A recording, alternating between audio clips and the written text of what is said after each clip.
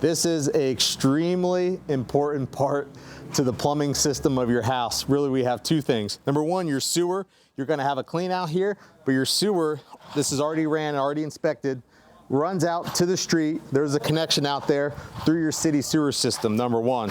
Obviously extremely important. Second is your water coming in. Same thing, that's picked up from the road, comes in from a whip, and you're gonna have your main right here. You're also gonna have a shut off and your hose bib. So again, if you don't have these right from the beginning, nothing's gonna be right.